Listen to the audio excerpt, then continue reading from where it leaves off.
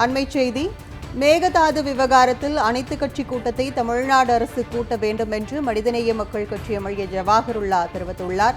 சென்ற ஆண்டு 6.50 லட்சம் ஏக்கரில் குறுவை சாகுபடி மேற்கொள்ளப்பட்டு திமுக ஆட்சியில் வரலாற்று சாதனை படைக்கப்பட்டது என்றும் மனிதநேய மக்கள் கட்சி எம்எல்ஏ ஜவாஹருல்லா சட்டப்பேரவையில் தெரிவித்துள்ளதை அண்மை செய்தியாக பார்த்து வருகிறோம்.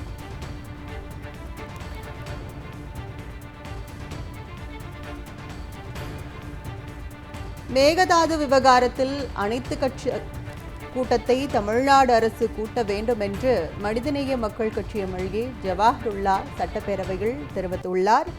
மேலும் சென்ற ஆண்டு 6.50 லட்சம் ஏக்கரில் குறுவை சாகுபடி மேற்கொள்ளப்பட்டு திமுக ஆட்சியில் வரலாற்று சாதனை படைக்கப்பட்டது என்றும் மனிதநேய மக்கள் கட்சி எம்எல்ஏ ஜவாஹருல்லா சட்டப்பேரவையில் தெரிவித்துள்ளதை அண்மை செய்தியாக பார்த்து வருகிறோம்.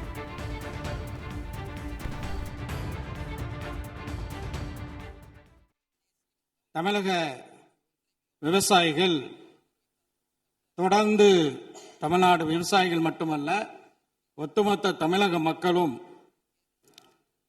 காவேரிக்கு குறுக்கே மேகதாத்துவில் அணை கட்டுவதை எதிர்க்கக்கூடிய நமது அண்டை மாநிலமான கர்நாடகத்தின் முதலமைச்சர் தனது சுயலாபத்திற்காக காவேரி நடுவர் மன்ற இறுதி தீர்ப்புக்கு முரணாக உச்சநீதிமன்றத்தை அவமதிக்கும் வகையில் இந்த அணையை கட்ட முயற்சிக்கிறார்.